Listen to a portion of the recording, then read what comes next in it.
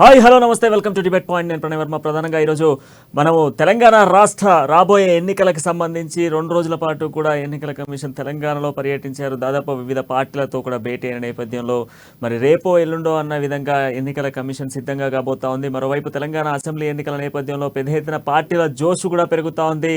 ప్రధాన పార్టీలైనటువంటి కొన్ని పార్టీలకు సంబంధించిన నేతలు ఇప్పటికే పర్యటనలు చేస్తూ ఉన్నారు. ఒక పార్టీల విమర్శలు కొనసాగుతూ ఉన్నాయి.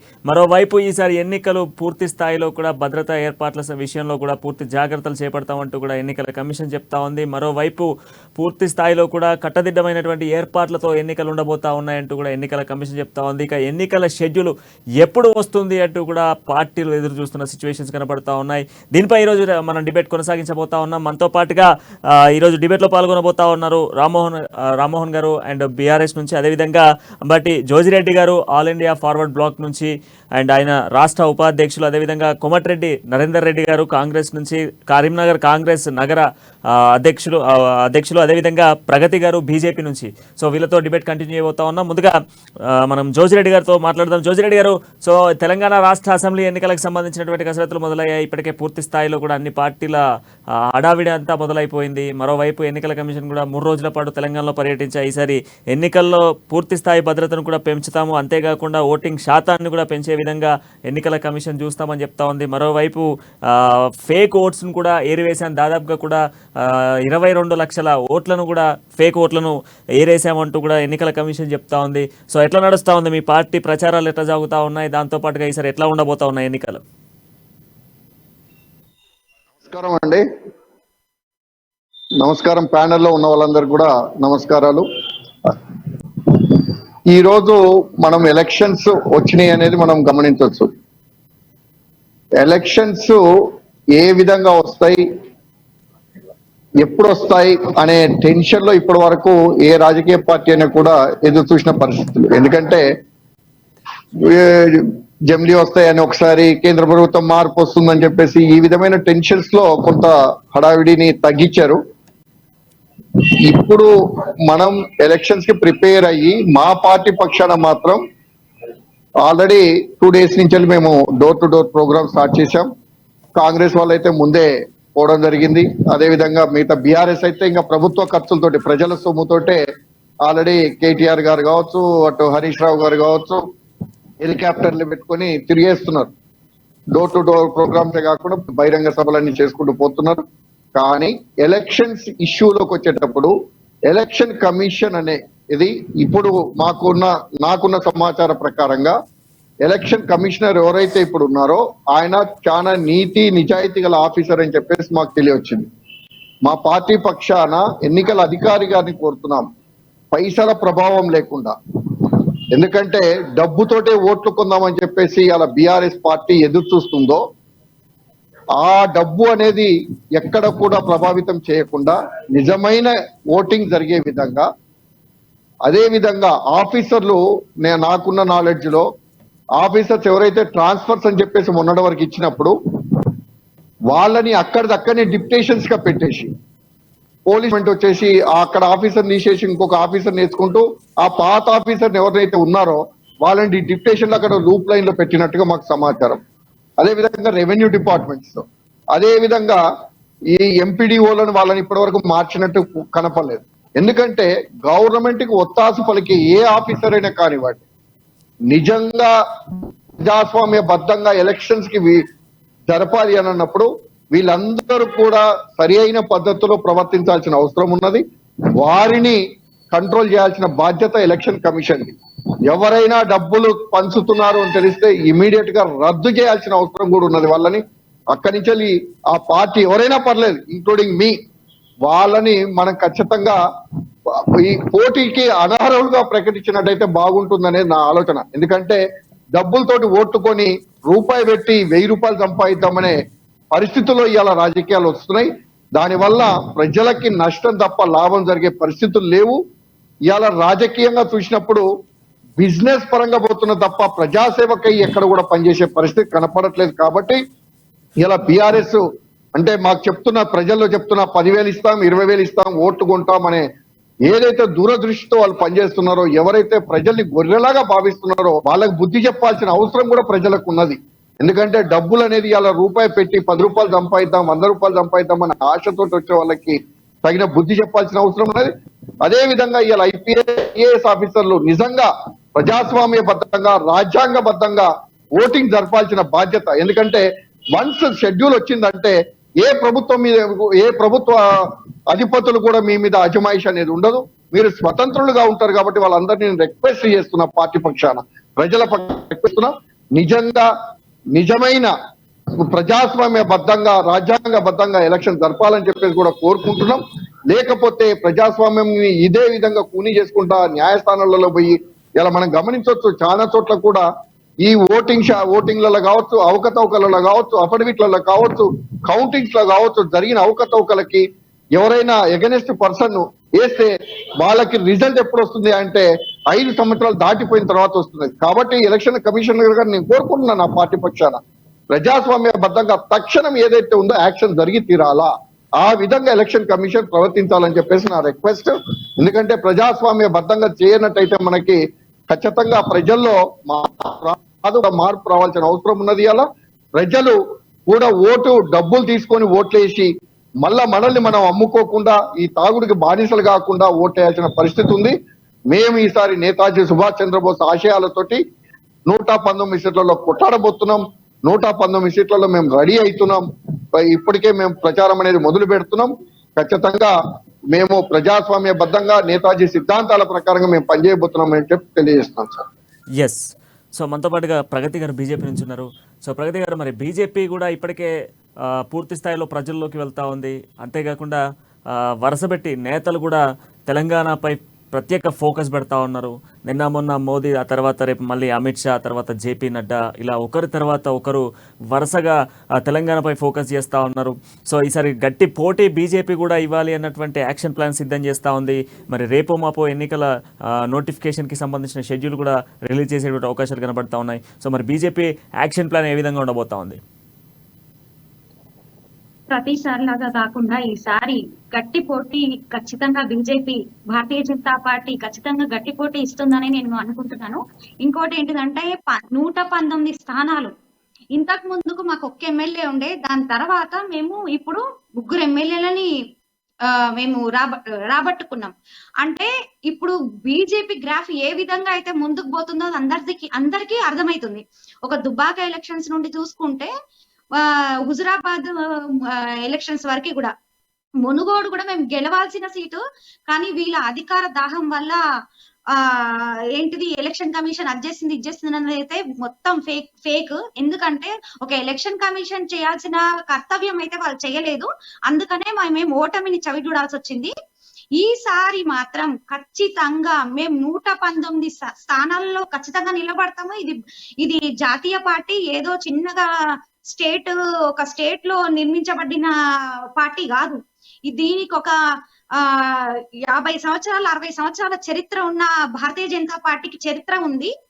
ఈసారి మేము గట్టిగా పోటీ ఇస్తాము.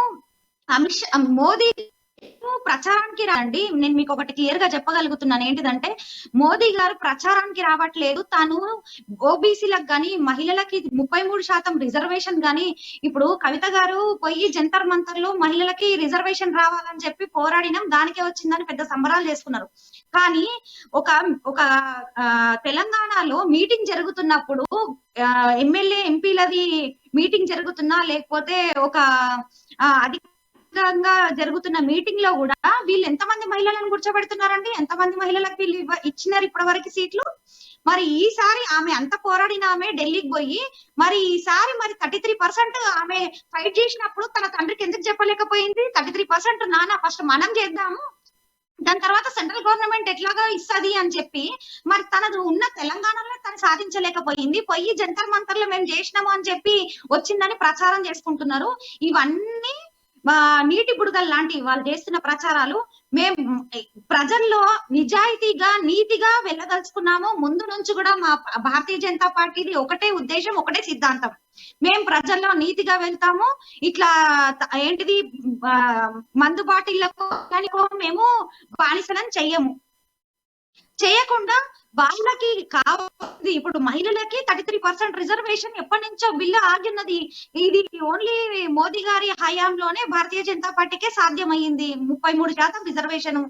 అట్లాగే విశ్వకర్మలకి, ఓబీసీ వాళ్ళకి ప్రతి ఒక్కరికి ఎన్నో స్కీమ్లు కొన్ని వందల కోట్లు పెట్టి ఖర్చు పెట్టి మరి వాళ్ళకి స్కీమ్స్ ఇస్తున్నాము. వాళ్ళకి మంచి మంచి స్కీమ్స్ ఉన్నాయి. ముద్రా లోన్స్ తీసుకోండి, ఆయుష్మాన్ భారత్ తీసుకోండి. ఒక హెల్త్ ఇష్యూలో కూడా ప్రతి చిన్న చిన్న విషయాలకు కూడా ఎంత ఒక ప్రధాని ఎంత చిన్న చిన్న విషయాలకు కూడా ఎంత మైక్రోస్కోప్ లో ఆలోచించి తను స్కీమ్స్ తీసుకొస్తున్నారు. మేము అవి తీసుకెళ్లి మేము ప్రజలని ఓట్లను అడుగుతాం గానీ ఈ దొంగ రాజకీయాలు చేసి లేకపోతే తావుడికి బానిసలను చేసి మాత్రం ఓటు అడగము. ఎస్, మనతో పాటుగా కాంగ్రెస్ నుంచి కోమటిరెడ్డి నరేందర్ రెడ్డి గారు కూడా అందుబాటులో ఉన్నారు. ఆయన కరీంనగర్ కాంగ్రెస్ పార్టీ నగర అధ్యక్షులు, ఆయనతో కూడా మాట్లాడదాం. సో నరేందర్ రెడ్డి గారు, ఈసారి ఎన్నికలకు సంబంధించినటువంటి నోటిఫికేషన్ రేపు మాపో విడుదల కాబోతా ఉంది. ఈ నేపథ్యంలో అన్ని పార్టీలు కూడా కసరత్తు చేస్తూ ఉన్నాయి. మరి ఇప్పుడు కాంగ్రెస్ పార్టీ కూడా 6 గ్యారంటీస్ అని చెప్పేసి జనాల్లోకి వెళ్తా ఉన్నాయి.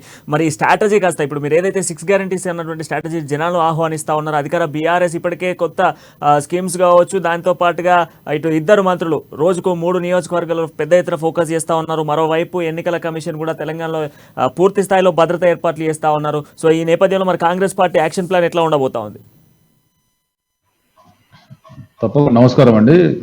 తప్పకుండా కాంగ్రెస్ పార్టీ ఏదైతే 6 గ్యారెంటీస్ ప్రకటించారో దాని తర్వాత మేము గడప గడప కాంగ్రెస్ 6 గ్యారెంటీస్ కార్యక్రమం పెట్టుకొని మేము ఎక్కడికక్కడ తిరుగుతా ఉన్నాం. పెద్ద ఎత్తున ప్రజల నుంచి మంచి స్పందన ఉంది. ముఖ్యంగా మహిళలకు సంబంధించి మేము ప్రకటించినటువంటి మహాలక్ష్మి పథకం కానీ దానిలోకి సంబంధించి ప్రతి మహిళకు 2,500 రూపాయల ప్రతి నెల ఇవ్వడం కానీ, తర్వాత వాళ్ళకి గ్యాస్ సిలిండర్ కావచ్చు, ఆర్టీసీ బస్సు సంబంధించి ఉచిత ప్రయాణం కావచ్చు, దాని తర్వాత 200 యూనిట్ల వరకు ఉచితంగా కరెంటు ఇవ్వడం కావచ్చు. వీటన్నిటి మీద పెద్ద ఎత్తున ప్రజల నుంచి మంచి స్పందన కనిపిస్తా ఉంది.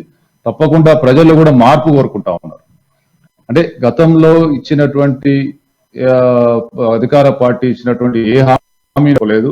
ముఖ్యంగా డబుల్ బెడ్రూమ్ ఇల్లు సంబంధించినటువంటి చాలా మంది ఎక్కడ కూడా మాకు ఇల్లు రాలేదు, అసలు మేము మోసపోయినాము, మాకు ఈ కిరాయిలు భరించలేకపోతున్నాము, పెంచిన విద్యుత్ ఛార్జీలు కావచ్చు, వీటన్నిటి మీద చాలా ఇబ్బందుల్లో ఉన్నటువంటి ప్రజలు తప్పకుండా మార్పు కోరుకుంటా ఉంటారు. మేము ముఖ్యంగా ప్రకటించినటువంటి ఇళ్లకు సంబంధించి, ఎందుకంటే కాంగ్రెస్ పార్టీ గతంలో ఎక్కడికక్కడ ప్రతి గ్రామంలో కనిపిస్తా ఉంటాయి మీరు చూసినట్టయితే. అట్లాంటి పరిస్థితులలో ఇప్పుడు ఇలా మళ్ళీ మేము ఇందిరమ్మ ఇండ్లు కాంగ్రెస్ పార్టీ ఏదైతే స్థలంతో పాటు 5 లక్షల రూపాయలు కట్టుకోవడానికి ఇస్తున్నటువంటి ఈ 6 గ్యారెంటీస్ లో ఉన్నటువంటి ఇవన్నీ పథకాలు మీద మంచి స్పందన కనిపిస్తాం. నేను ఇప్పుడే జస్ట్ మా కరీంనగర్ లో రేకుర్తి ప్రాంతంలో దాకా దాదాపు 4 గంటల నుంచి ఇప్పటిదాకా ఇదే కార్యక్రమం చేసుకుని ఇప్పుడే రావడం జరిగింది. అంటే మేము ప్రతిరోజు నిరంతరంగా అన్ని నియోజకవర్గాల్లో ఈ కార్యక్రమం తీసుకుంటా ఉన్నాం. ప్రజల నుంచి చాలా మంచి స్పందన ఉంది. ఎలక్షన్లు ఎప్పుడు వచ్చినా, నోటిఫికేషన్ ఈ షెడ్యూల్ ఎప్పుడు వచ్చినా కూడా కాంగ్రెస్ పార్టీ సన్నద్ధంగా ఉంది. తప్పకుండా ప్రజల నుంచి చాలా మంచి స్పందన ఉంది. కాంగ్రెస్ పార్టీని గెలిపియాలి, మార్పు రావాలి. కాంగ్రెస్ తెలంగాణ ఇచ్చిన కాంగ్రెస్ పార్టీకి తప్పకుండా మేము ఒక్కసారి ఓటేసి రుణం తీసుకున్నతో పాటు ఈ పథకాలన్నింటినీ కూడా పెద్ద ఎత్తున ఆదరిస్తా ఉన్నారు. మాకు స్పష్టంగా ప్రజల నుంచి మంచి స్పందన కనిపిస్తా ఉంది. టీఆర్ఎస్ నుంచి రామ్మోహన్ గారు కూడా అందుబాటులో ఉన్నారు. రామ్మోహన్ గారు, మరి ఎన్నికలకు సంబంధించినటువంటి నోటిఫికేషన్ ఎప్పుడు అన్నటువంటి ఉత్కంఠతో అన్ని పార్టీలు ఎదురు చూస్తూ ఉన్నాయి. సో ఇప్పటికే బీఆర్ఎస్ పార్టీకి సంబంధించినటువంటి 2 మంత్రులు కూడా నిత్యం 3 నియోజకవర్గాల్లో పర్యటిస్తూ ఉన్నారు. అంతేకాకుండా ఎన్నికలకు సర్వత్రా అన్ని సిద్ధం, ప్రజలు కూడా సిద్ధంగా ఉండాలి అన్నటువంటి హామీలను కూడా పార్టీ ఇప్పటికే బలోపేతంగా తీసుకెళ్తా ఉన్నాయి. నియోజకవర్గాల్లో ప్రచారాన్ని కూడా జోరుగా సాగిస్తూ ఉన్నాయి. సో మరి ఏంది ఎన్నికల్లో ఈసారి తగ్గ 4 ఇవ్వబోతున్నామని చెప్పేసి అన్ని పార్టీస్ చెప్తా ఉన్నాయి. ఈ నేపథ్యంలో మరి అధికార బీఆర్ఎస్ పార్టీ యాక్షన్ ప్లాన్ ఏంటి?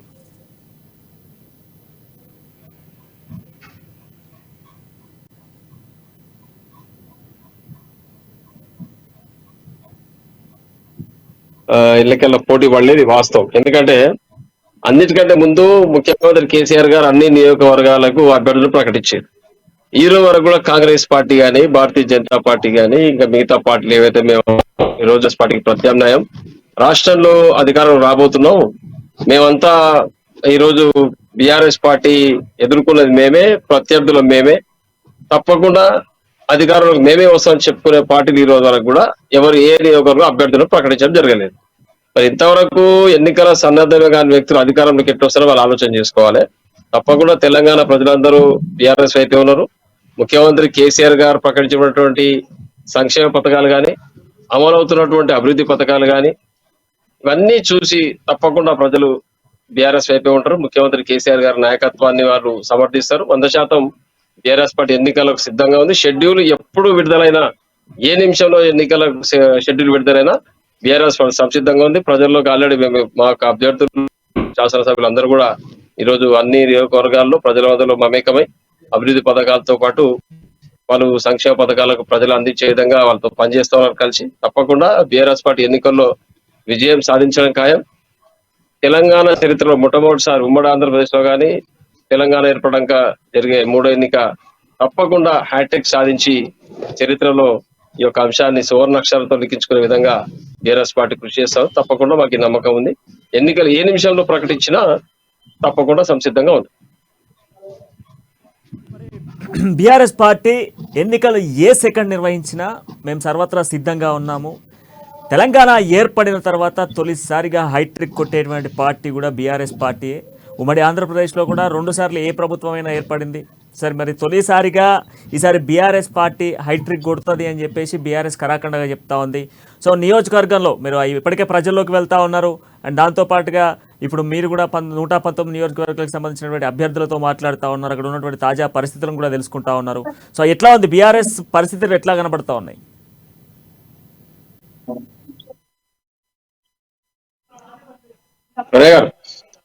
ఆల్రెడీ బీఆర్ఎస్ పార్టీ అభ్యర్థులు అందరూ కూడా ప్రజల్లో మమేకమై ఉన్నారు.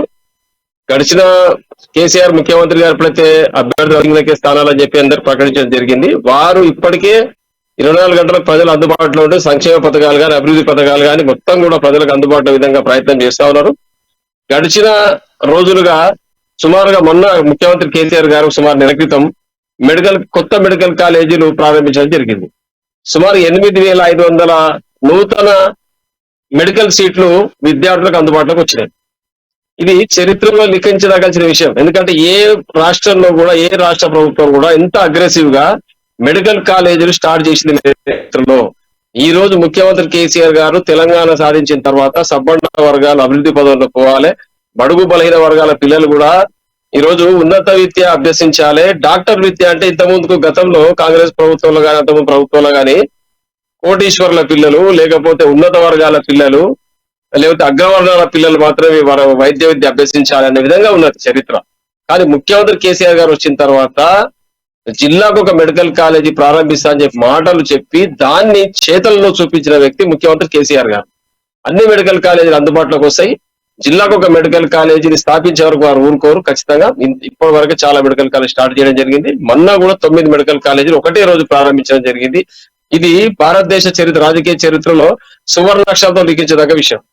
మెడికల్ 8,500 కొత్త సీట్లు ఈ రోజు వైద్య విద్యార్థులకు వచ్చినాయి. మరి ఇది ఈ రోజు విద్యార్థి లోకం అంతా కూడా ఆలోచన చేస్తుంది. ఉన్నత విద్య అభ్యసించడానికి అవకాశం వచ్చింది మాకు కూడా. మరి బడుగు బలహీన వర్గాల పిల్లలు కానీ, మధ్యతరగతి పిల్లలు కానీ, దిగువ మధ్యతరగతి పిల్లలు ఈ రోజు మెడికల్ సీట్ అందుబాటులోకి వచ్చింది. కాబట్టి విద్యార్థులందరూ, యువకులందరూ బీఆర్ఎస్ వైపు ఉన్నారు. ఆల్రెడీ వికలాంగులు కానీ, వృద్ధులు కానీ, దాంతో పాటు రైతులు కానీ, యువకులు కానీ, మననే కానిస్టేబుల్ పోస్టులు నిన్ననే రిజల్ట్ రావడం జరిగింది. 15,000 కానిస్టేబుల్ పోస్టులు కూడా అందరు కూడా జరిగిన పోటీ పరీక్షలో విజయం సాధించిన అభ్యర్థులందరూ కూడా ఉద్యోగాలు మననే రావడం జరిగింది. ఎక్కడ చూసినా, ఏ విధంగా చూసినా కేసీఆర్ గారి పైన ఏలు పెట్టి చూపించే పరిస్థితి ఏ రాజకీయ పక్షానికి లేదు. కేవలం రాజకీయ దురుద్దేశంతో ఆరోపణలు చేసి వారి పైన బురద జల్లే ప్రయత్నం చేసి తప్పితే అందులో ఎలాంటి వాస్తవాలు ఉండవు. తప్పకుండా ముఖ్యమంత్రి కేసీఆర్ గారు వారు ప్రవేశపెట్టిన పథకాలు తెలంగాణ సాధించిన తర్వాత సబ్బండ వర్గాలకు అందుతా ఉన్నాయి. ఆ యొక్క సంక్షేమ పథకాలు, ఈ అభివృద్ధి పథకాలు, నీళ్లు గాని, ఉద్యోగాలు గాని, కంపెనీలు గాని, ఈ రోజు ఐటీ మంత్రి కేటీఆర్ గారు భారతదేశం నుంచి ఐటీ రంగంలో బాంబే గాని, మహారాష్ట్ర గాని, దాని తర్వాత ఢిల్లీ గాని, బెంగళూరు గాని మొట్టమొదటి స్థానాలు వినిపిస్తున్నాయి ఐటీ కంపెనీ. ఈ రోజు దాన్ని హైదరాబాద్ కు తీసుకొచ్చి ప్రపంచం దృష్టి మొత్తం హైదరాబాద్ కేంద్రంగా వాళ్ళు కేంద్రీకరింపజేసి ఐటీ కంపెనీని తీసుకొచ్చి ఈ రోజు వేలాది మంది ఉన్నత విద్య అభ్యసించిన విద్యార్థులకు ఉద్యోగాలు కల్పనలో వాళ్ళు ముందుకు తీసుకుపోతా ఉన్నారు రాష్ట్రాన్ని. మరి ఇటువంటి అన్ని అంశాలు ప్రజలందరూ గమనిస్తా ఉన్నారు. గడిచిన విధంగా కాదు, ప్రజలు కూడా జాగృతులైనరు. నీళ్లున్నాయి, నిధులున్నాయి, మన పరిపాలన ఉంది, పరిపాలన ఆత్మాభిమానం ఉంది, అన్ని దశ ముందుకు పోతుంది బంగారు తెలంగాణ. ఈ బంగారు తెలంగాణ పునర్నిర్మాణంలో మేము కూడా భాగస్వాములు కావాలి. యువకులు, మహిళలు అందరూ కూడా ముందుకొచ్చి తప్పకుండా కేసీఆర్ గారు ఉంటారు. తప్పకుండా మూడోసారి ప్రభుత్వం కొలుదీరుతుంది. ఇంకా ఎవరికైతే ఇంకా చిట్ట చివరి వ్యక్తికి అందని వాళ్ళు ఎవరైనా అక్కడక్కడ ఎవరైనా మిగిలిపోతే వారికి కూడా సంక్షేమ పథకాలు అందాలంటే ఇటువంటి ముఖ్యమంత్రి గారు ఉండాలి. 24 గంటలు కరెంట్ ఇస్తున్నాడు. రైతులకు 24 hours కరెంటు, రైతు బంధు గాని, రైతు బీమా గాని, వృద్ధులకు గాని, వితంతులకు గాని అందరికి ఏ సంక్షేమ పథకాలు 190 సంక్షేమ పథకాలు ఉన్నాయి. ప్రతి ఒక్కరికి అందుతాయి. కాబట్టి మాకు పూర్తి ధీమా ఉంది. ఎంతవరకు అందింది, ఏం జరిగింది రామ్మోహన్ గారు, ఎంతవరకు అందింది ఏంటి అనేది ఒక్కసారి మనతో పాటుగా జోజిరెడ్డి గారు ఉన్నారు, ఆల్ ఇండియా ఫార్వర్డ్ బ్లాక్ నుంచి. ఆయన కూడా నిత్యం ప్రజలతో వెళ్తా ఉన్నారు, ప్రజలలో పర్యవేక్షిస్తా ఉన్నారు. ఆయన ఒక్కసారి బీఆర్ఎస్ పార్టీకి సంబంధించినటువంటి పలు విషయాలు చెప్తారు. జోజిరెడ్డి గారు నమస్కారం. ఇలా మీరు రైతు బంధు అని చెప్తున్నారు కదా, రైతు బంధు 5,000 రూపాయలు ఎంత మందికి ఎవరికి వచ్చింది అనేది మనం ఒకసారి చూసుకోవాల్సిన అవసరం ఉన్నది. ఇక్కడ పేద రైతుకి ఇవ్వడంలో తప్పు లేదు. ఇవాళ గొప్ప రైతులకి 100 ఎకరాలు ఉన్న వాళ్ళకి కోట్ల రూపాయలు ఇచ్చి దాన్ని ఇచ్చేసారు. ఎవరైతే కోట్ల రూపాయలు రైతు బంధు కోసం ఇచ్చిండ్రో అప్పులు తెచ్చి మీరు పంచితే దాంట్లో సబ్సిడీలన్నీ ఏదైతే ఇన్పుట్ సబ్సిడీస్ ఉన్నాయో, అదే విధంగా పనిముట్ల సబ్సిడీస్ ఉన్నాయో ఇవన్నీ ఎగరగొట్టిండ్రు. అదొక్కటే కాదు, మీరు ఇచ్చింది ఎకరానికి 5,000. ఇలా నీళ్లున్నాయి, కాళేశ్వరం ఉన్నది, అది ఉన్నది, ఇది ఉన్నది. దేవుడు ఇచ్చిన వర్షాలు ఎక్కువైపోయినాయి, నీళ్లు పుష్కలంగా వచ్చినాయి. ఇలా కాళేశ్వరం మోటార్లు నడిస్తే నీళ్ళు వచ్చిన పరిస్థితి కాదు. అది ఫస్ట్ మనం గమనించాలా. తర్వాత వడ్లు ఏదైతే వరి పంట తెలంగాణలో పండుతున్నదో ప్రకృతి సహకరించే మీరు చెప్తున్నారు, ప్రకృతి సహకరించే నీళ్లు ఒడిసి పట్టుకొని పొలాలకు రామోహన్ గారు మీరు మాట్లాడింది కదా, నేను చెప్తాను మీరు అందరికి పథకాలు అందినాయి అంటున్నారు కదా.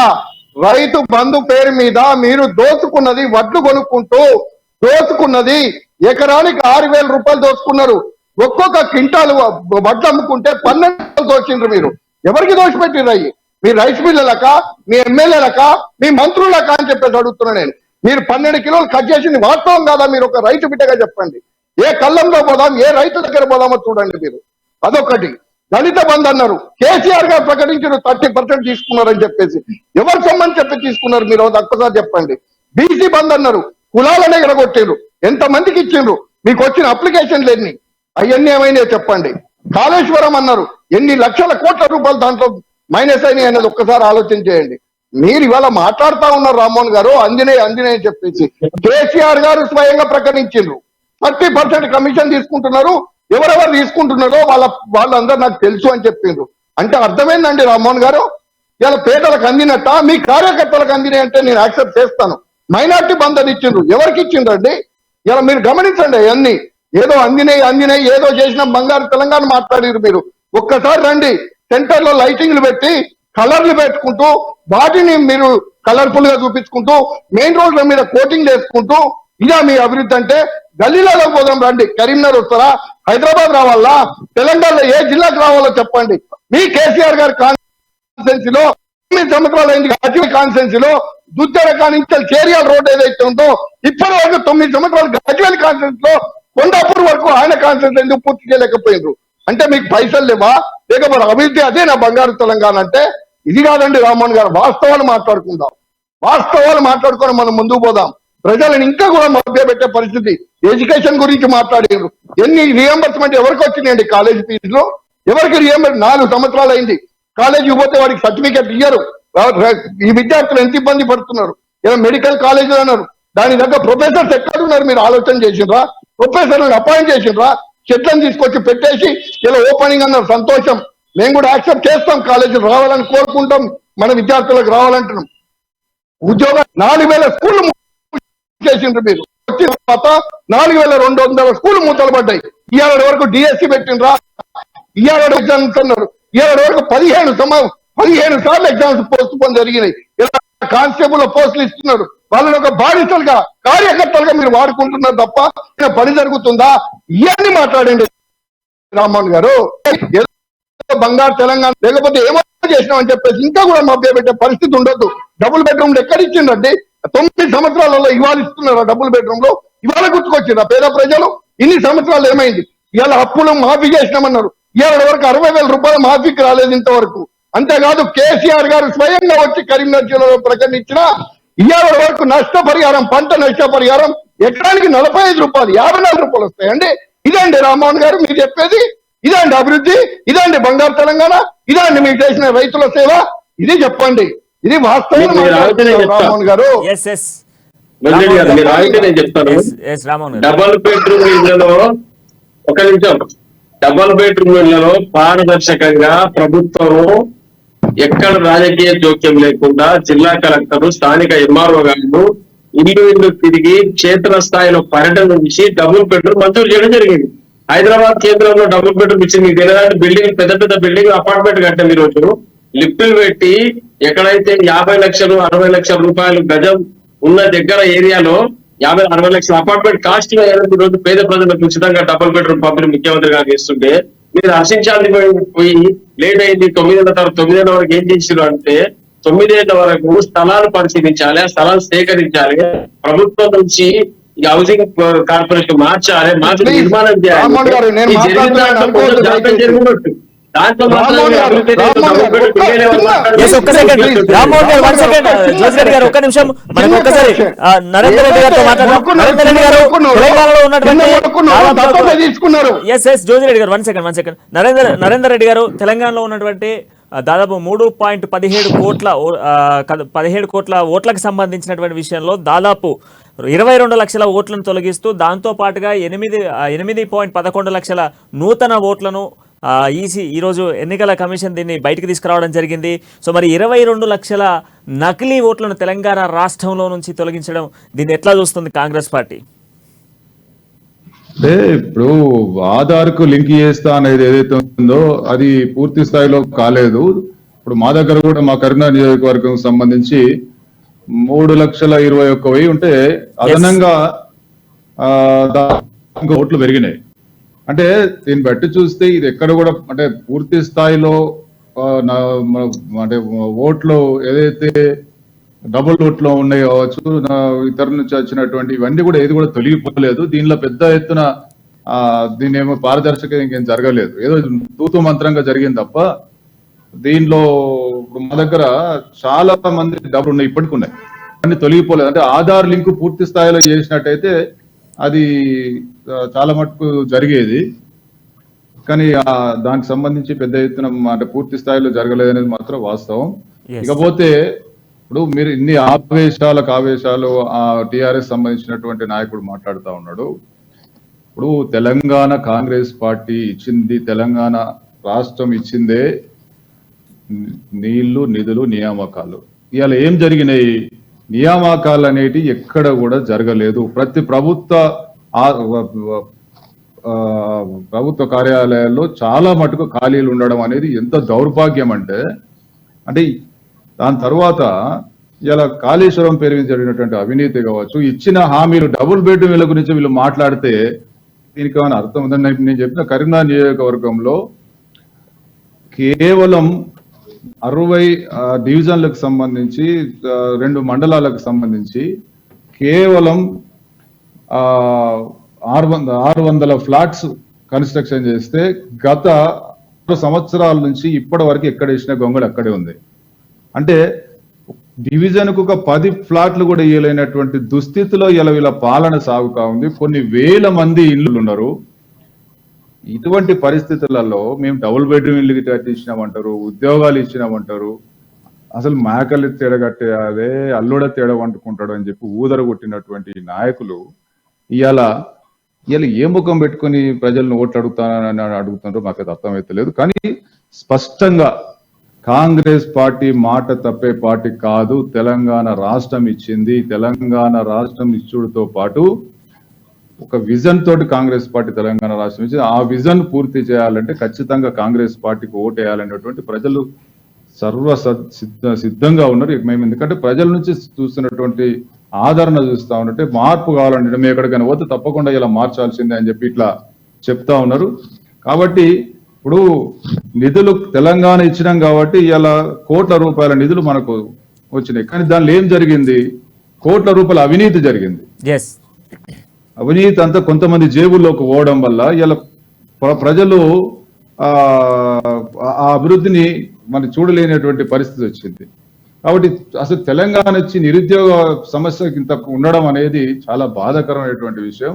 కాబట్టి తెలంగాణ ఇచ్చినటువంటి సోనియా గాంధీ గారికి తెలంగాణ ప్రజలు కానుకగా ఈసారి ప్రభుత్వాన్ని ప్రగతి గారు అప్పటి నుంచి కూడా ఒక క్వశ్చన్ రేజ్ చేస్తా ఉన్నారు, ఒక్కసారి మాట్లాడదాం.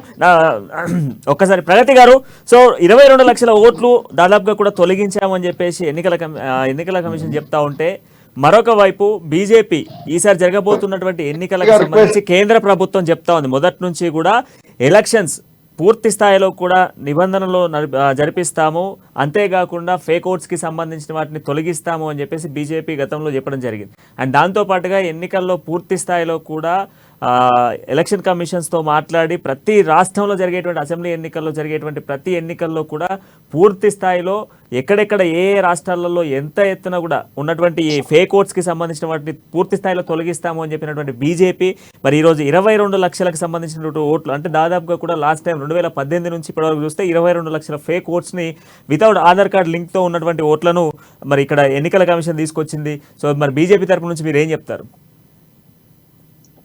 మేము బీజేపీ తరఫు నుండి ఇది చెప్పదలుచుకున్నాం ఏంటిదంటే, ఇప్పటి వరకు జరుగుతున్న ఏంటంటే వీళ్ళు ఓటు బ్యాంక్ ని దుర్వినియోగం చేసుకుంటున్నారు.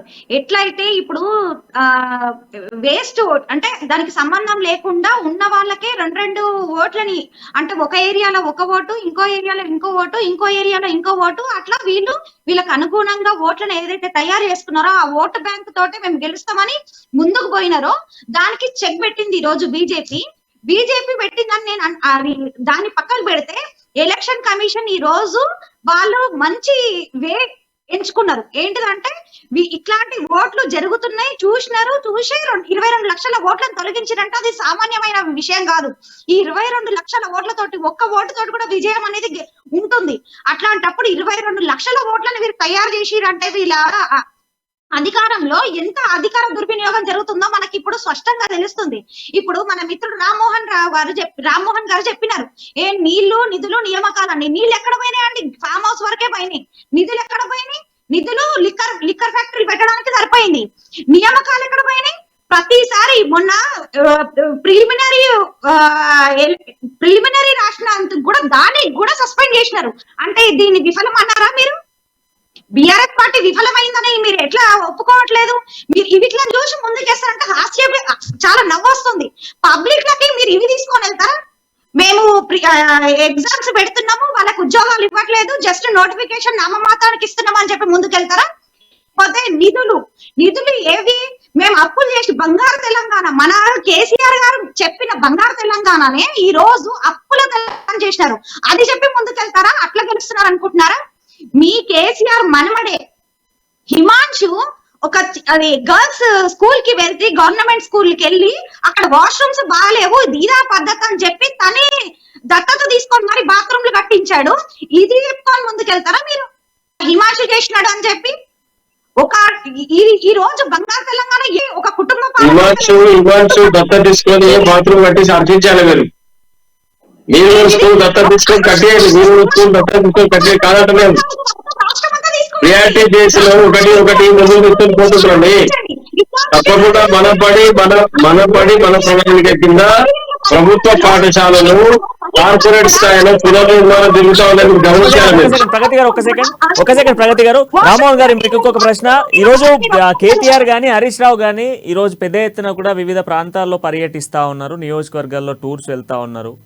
సో వాళ్ళు యూజ్ చేస్తున్నటువంటి హెలిప్యాడ్స్ కానివ్వండి, లేదంటే ఇదంతా కూడా ప్రజల సొమ్ముతో ఎందుకు పర్యటించాలి అనేది ఒక వాదన వచ్చింది. దీనికి ఏం సమాధానం చెప్తారు మీరు? ప్రభుత్వంలో ఉన్నప్పుడు ప్రజల సొమ్ము ప్రభుత్వం సొమ్ము సపరేట్ ఉండదండి. సందర్భాన్ని బట్టి ప్రైవేట్ కార్యక్రమాలకు పోతే ప్రైవేట్ డబ్బులు వాడతారు. ప్రభుత్వ కార్యక్రమాలు పోయినప్పుడు సందర్భాన్ని బట్టి ఈరోజు ఇష్యూస్ ఉండవు. గవర్నమెంట్ అది ఏదైతే మీరు యూజ్ చేస్తున్న అమౌంట్ ఉందో అది ప్రభుత్వం వస్తున్నది కదా. సందర్భాన్ని బట్టి ప్రభుత్వాలు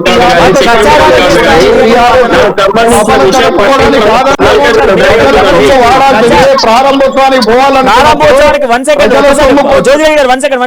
నేను రామ్మోహన్ గారు మీకు ఒక క్లారిటీగా చెప్తాను వినండి. ఈ రోజు ప్రారంభోత్సవాలకు వెళ్తా ఉన్నాను, హ్యాపీ. బట్ ప్రారంభోత్సవాల వేదికల పైన ప్రచారం ఎందుకు చేస్తా ఉన్నారు?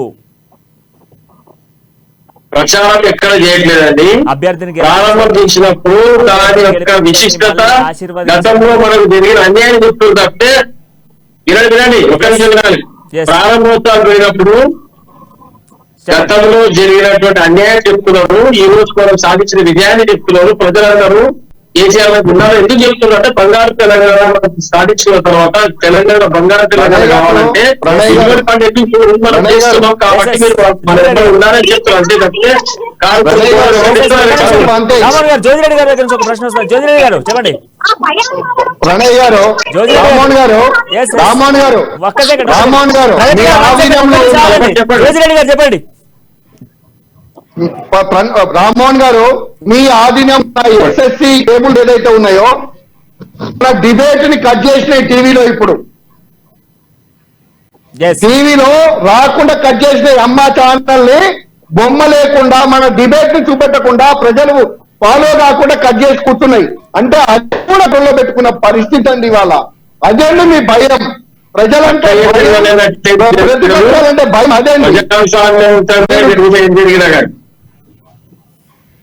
ఇప్పుడు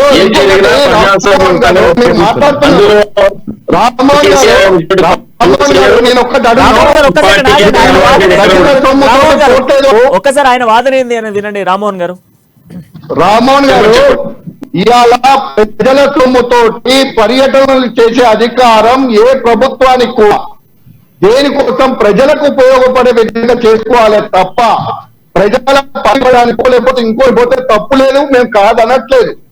ప్రజల సొమ్ముతో పెట్టుకోండి, కాదనే ప్రభుత్వ పన్నుల సొమ్ములు ప్రజల సొమ్ములై. కానీ కేవలం ఇవాళ ప్రచారం కోసం, ఇవాళ మీరు బీఆర్ఎస్ ఎలక్షన్స్ ప్రచారం కోసమే ఇవాళ హెలికాప్టర్లు వాడుతున్నారు. ప్రజలకు వచ్చినప్పుడు ప్రజల పథకాలు కంట్రోల్ ఉన్నాయి అందులో. ఇప్పుడు అధికార దుర్వినియోగం అనేది, కుటుంబ పాలన అనేది టిఆర్ఎస్ వెన్నెతో పెట్టిన విద్య. ఆ హెలికాప్టర్ వాడడం కూడా కుటుంబ సభ్యులు వాడతారు, దాన్ని గమనించండి మీరు. కేసీఆర్ కుటుంబ సభ్యులు మాత్రమే హెలికాప్టర్ వాడుకో తిరుగుతా ఉంటారు. మిగతా మంత్రులకు పాపం ఎప్పుడన్నా ఒకసారి అందులో సీటు దొరికితే మహాభాగ్యం అని చెప్పి భావించేటువంటి పరిస్థితి. ఇలా ఇమాన్స్ గురించి మాట్లాడుకుంటున్నాం అంటే ఇదంతా రాజుల పాలన అయిపోయిందండి. రాజు మనవాడు గుర్రం మీద వచ్చిండు పోయిండు అని ఎందుకంటే మాట్లాడుకున్నటువంటి దౌర్భాగ్య పరిస్థితి వచ్చింది. కాబట్టి ప్రజలు ఇదంతా అబ్జర్వ్ చేస్తా ఉన్నారు.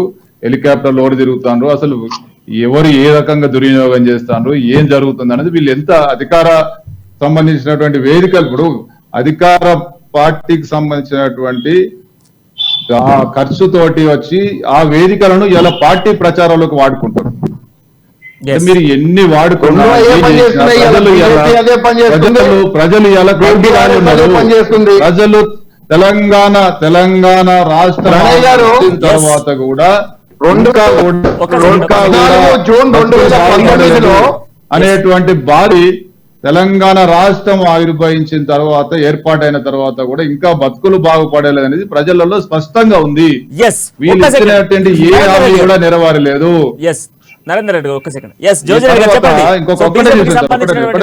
రామ్మోహన్ గారు ఇంతకు ముందు మాట్లాడుతూ మొత్తం మేము బాగానే చేసినాము, డబుల్ బెడ్రూమ్లు అన్ని ఇచ్చేసినాము అన్నారు కదా. 14 జూన్ 2019 నాడు గంగుల కమలాకర్ మంత్రివర్యులు టీ న్యూస్ లో ఒక ఇంటర్వ్యూ ఇచ్చిండ్రు. 2019 దసరాకి, అక్టోబర్ దసరా వస్తుంది మీకు గృహ ప్రవేశము అని చెప్పేసి డబుల్ బెడ్రూమ్ల దగ్గరకు పోయి వాయిస్ ఇచ్చిన పరిస్థితి. ఇవాళ వరకు కూడా స్లాబులు పడకుండా, ఇవాళ కూడా వర్క్ కాకుండా 2023 దసరా వచ్చింది. ఇదండి డబుల్ బెడ్రూమ్ ఇంట్లో పరిస్థితి. కరీంనగర్ లో మీరు ఇచ్చిన మీ టీ న్యూస్ లో వచ్చిన వచ్చిన పరిస్థితి ఇది. రామోహన్ గారు నిజాలు తెలుసుకోండి. బీజేపీకి సంబంధించిన పాయింట్ బీజేపీకి సంబంధించిన పాయింట్ అన్నారు మీరు మళ్ళీ. బీజేపీ వాళ్ళు కూడా ఇవాళ నరేంద్ర మోడీ గారు రానివ్వండి, ఏదైనా రానివ్వండి, ప్రజల సొమ్ముతోటి మాట్లాడేటప్పుడు ప్రజలు ఇలా మనం కరెక్ట్ గమనించాలండి. ప్రచారానికి రావద్దని మనం అనే అధికారం లేదు. ప్రజాస్వామ్యంలో ఎవరైనా ప్రచారం చేసుకోవచ్చు. కానీ ప్రభుత్వ సొమ్ముతో కాకుండా, ప్రజలకు కట్టిన పన్నుల సొమ్ముతో కాకుండా మీరు ఇవాళ బీజేపీ తిట్టుకుంటుంది ఎవరినండి? బీఆర్ఎస్ ని ఎవరు తిట్టుతున్నారండి? బీజేపీ. ఇదేంటి పరిస్థితి? ఉపయోగపడే ఏం మాట్లాడుతున్నాం అనేది మనం ఆలోచించుకోవాల్సిన అవసరం ఉన్నది. ఇవాళ ఇద్దరు ఒకటే, దానికి తోడు ఎంఐఎం ఒకటే, ఈ 3 పార్టీలు నడుస్తున్న పరిస్థితి ఇది. అలా కాంగ్రెస్ కొద్దిగా లేచింది, దాన్ని ఏ విధంగా బొందబెట్టాలా, దాన్ని ఏ విధంగా నాశనం చేయాలా అనే ఆలోచనతో పనిచేస్తున్నారు తప్ప ప్రజల కోసం నిజంగా ప్రజలకి చిత్తశుద్ధితో పనిచేయాలనుకున్నప్పుడు మోదీ గారు చేస్తున్నారు కావచ్చు. కానీ ఏ టైంలో ఈ 4-5 సంవత్సరాల నుంచి వెళ్ళి చేసింది ఏంటి? ఎక్కడ ప్రజలకు ఏం ఉపయోగపడ్డది? ఇవాళ మీకు ఇంత అవినీతి జరుగుతుంటే, తెలంగాణ మొత్తం ప్రజలను దోచుకుంటుంటే బీజేపీ వాళ్ళకి వచ్చేదాన్ని నేను అడుగుతున్నా. బీజేపీ ఏం యాక్షన్ తీసుకుంది? ఇవాళ కవితను అరెస్ట్ ఎందుకు చేయలేకపోయినారు? ఒక సెకండ్. ప్రగతి గారు బీజేపీ చేస్తా ఉంది అని చెప్పేసి చెప్తా ఉన్నారు. ప్రగతి గారు మీరు ఏం చెప్తారు దీనికి? ప్రగతి గారు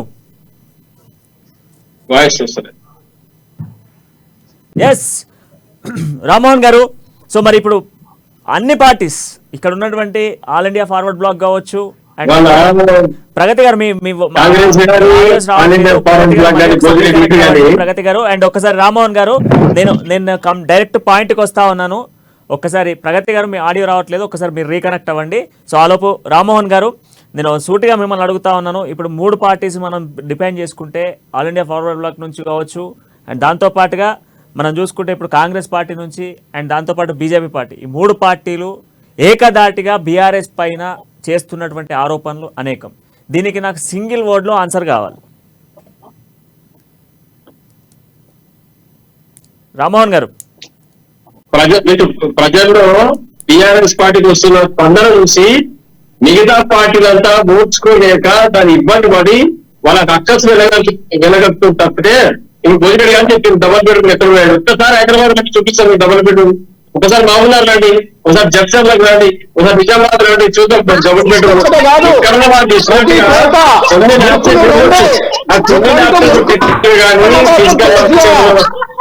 కట్టే కన్స్ట్రక్షన్ కార్మికులు అందుబాటులో లేకుండా కొంతమంది కట్టకపోవచ్చు, కానీ దాన్ని బట్టి డబుల్ బెడ్రూమ్ లేవాలని ఆశిస్తున్నది.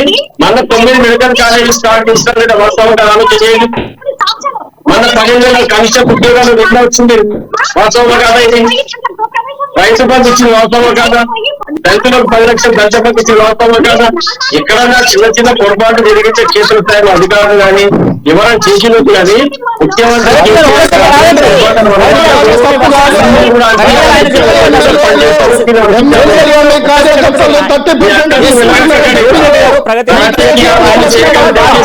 ఆయన ఏం చెప్తా ఉన్నాడు క్లియర్ గా కూడా, ఎక్కడైనా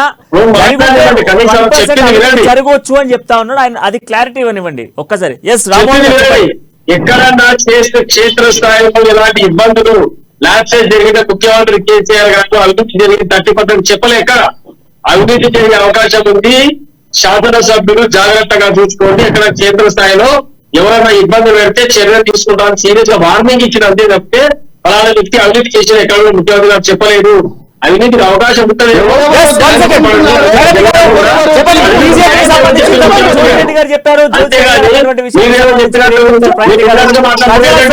దుర్వినియోగం చేస్తూ బీజేపీ కూడా అదే వైఖరిలో పోతా ఉంది. బీఆర్ఎస్ బీజేపీ ఒకటి అన్నటువంటి వాదనకు తెరదీసింది అని చెప్పేసి జోజిరెడ్డి గారు ఒక కామెంట్ వేశారు. దీనికి ఏం చెప్తారు మీరు? ఎట్టి పరిస్థితుల్లో బీజేపీ రామ్మోహన్ గారు ప్రగతి గారు చెప్పండి. ఎప్పటికీ ఒకటి కాలేదు కాదు, ఎందుకంటే అవినీతిపై ఎప్పుడు చేయదు కట్టుకుంది బీజేపీ. భారతీయ జనతా పార్టీ ఎప్పుడైనా అవినీతికి చేయగలపదు, ముందు కూడా కలపదు. ఇప్పటి వరకు అన్నారు భారతీయ జనతా పార్టీ కూడా వచ్చి ప్రచారం చేస్తున్నారు, ఎలక్షన్ల ప్రచారం స్టార్ట్ చేసినారు అని. ఏంటి అవినీతి, ఏంటి ప్రజల స్థలం తీసుకొని ఎన్ని పాటలు వాడుతున్నారని. కానీ ప్రధానమంత్రి అనే వ్యక్తి సిబిఐ ఇన్కమ్ ట్యాక్స్ ప్రతిదీ సెంట్రల్ గవర్నమెంట్ బీజేపీ ప్రభుత్వం చేతిలో ఉంది. అవినీతి జరుగుతుంది, లక్షల కోట్లు కేసీఆర్ తింటున్నాడు అని చెప్పేసి ఆరోపణలు చేసే మీరు ఎందుకు ప్రూఫ్ చేయలేకపోతున్నారు? ప్రతిసారి Bharatiya Janata party BRS party ఒకటంటారు కానీ అది ఓన్లీ మీరు మీ ఓటుని కాపాడుకోవడానికి మాత్రమే మీరు ఆరోపణలు మాత్రమే. ఆరోపణలు ప్రగతి గారు, ఆరోపణలు అన్నప్పుడు ఇప్పటి వరకు జరిగినటువంటి అవినీతికి సంబంధించి కేంద్ర ప్రభుత్వం చేతిలో ఉన్నటువంటి ఈడీ కావచ్చు, లేకపోతే సిబిఐ కావచ్చు, వీటన్నిటి చేతికి వెళ్ళినటువంటి తెలంగాణ కేసెస్ కి సంబంధించి అనేక మంది మంత్రులపైన జరిగాయి. దాంతో పాటుగా ఢిల్లీ లిక్కర్ స్కామ్ కి సంబంధించిన ఇష్యూస్ లో కవితపై జరిగాయి. ఎందుకు కవితను ఇంకా కూడా బీజేపీ ఆపాలన్న ప్రయత్నం చేస్తా ఉంది అనేది ఆయన పాయింట్ తీసుకొస్తా. ప్రధానమంత్రి గారు ఒక పార్టీకి సంబంధం ఉండదు, అది మీరు గమనించాలి. ప్రతిసారి కవితను ఎందుకు అరెస్ట్ చేయలేదు, కవితను ఎందుకు అరెస్ట్ చేయలేదు అంటారు. కానీ అది ఒక భారతీయ జనతా పార్టీ దుర్వినియోగం, పదవి దుర్వినియోగం చేస్తుంటే ఈ రోజు కవిత గారు కానీ లేకపోతే కేసీఆర్ గారు కానీ కాళేశ్వరం ప్రాజెక్టు వాళ్ళు వీళ్ళందరూ జైల్లో ఉండేవాళ్ళు. ఎప్పుడైనా మేం చెప్పట్లేదు, మీరే చెప్తున్నారు అవినీతి జరిగింది, మొత్తం తెలంగాణ చెందంతా కూడా కేసీఆర్ కుటుంబం నిన్నది అని మీరు చెప్తున్న మాట. దాని మీద యాక్షన్ ఎందుకు జరగట్లేదు అంటున్నా నేను. మీ ఇద్దరు ఒక్కటి కాకపోతే యాక్షన్ ఎందుకు జరగట్లేదు?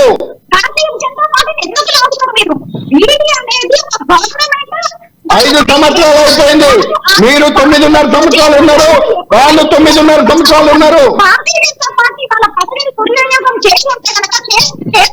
మీ మాజీ అధ్యక్షుడు బండి సంజయ్ గారు రేపు పంపిస్తున్న కేసీఆర్ కి జైలు సిద్ధం చేసిన అని 100 సార్లు చెప్పిండు. మీకెందుకు దొరకట్లేదు ఆధారాలు?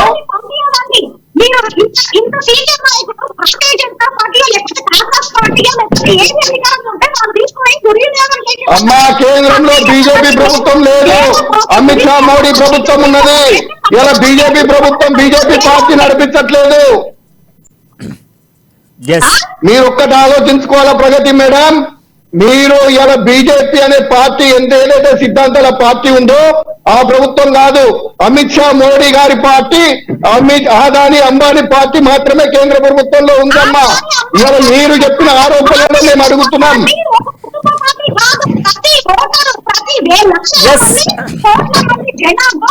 నరేందర్ రెడ్డి గారు, వన్ సెకండ్ నరేందర్ రెడ్డి గారు, సో మరి చెప్పండి నరేందర్ రెడ్డి గారు, మీరు వాదనైంది ఇప్పటికి వింటా ఉన్నారు. BJP and BRS and all India forward నుంచి జోజిరెడ్డి గారు వాదన కూడా విన్నారు. సో మీరేం చెప్తారు? బీజేపీకి స్పష్టంగా బీఆర్ఎస్ అనేది దానికి 100 ఆధారాలు ఉన్నాయి.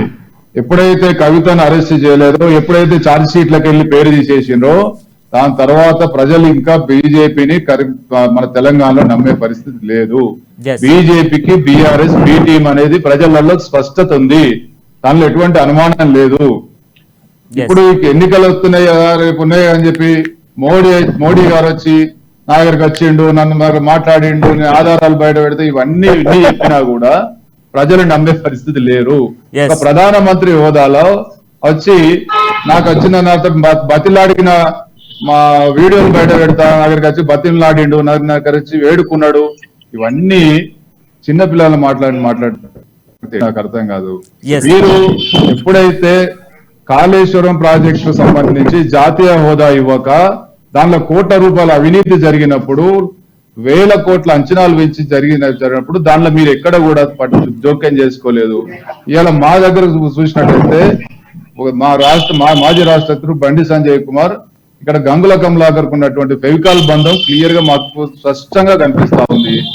ఇక్కడ ఉన్నటువంటి స్మార్ట్ సిటీ పనులు, కొన్ని ₹1,000 కోట్ల స్మార్ట్ సిటీ పనులు, ₹100 కోట్ల స్మార్ట్ సిటీ పనుల్లో అవినీతి జరుగుతా ఉంటే ఆయన ఒక పార్లమెంట్ సభ్యుడిగా ఏ ఒక్కనాడు మాట్లాడాడు.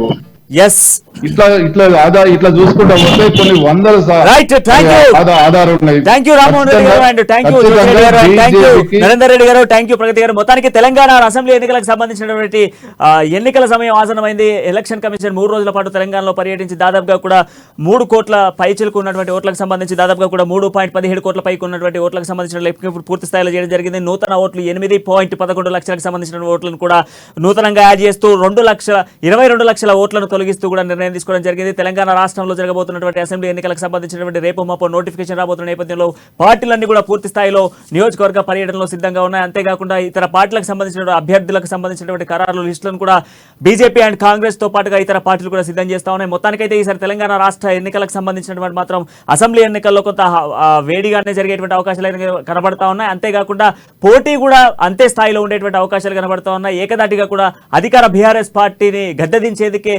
ఎజెండాగా పెట్టుకుంటూ పార్టీలన్నీ ముందుకు కదులుతున్న సిచ్యువేషన్స్ అయితే మరొకసారి కనబడతా ఉన్నాయి. ఇది ఈ రోజు డిబేట్ పాయింట్. మరో డిబేట్ పాయింట్ మళ్ళీ కలుద్దాం. చూస్తూ ఉండండి అమ్మా న్యూస్, జనం కోసం నిజం కోసం.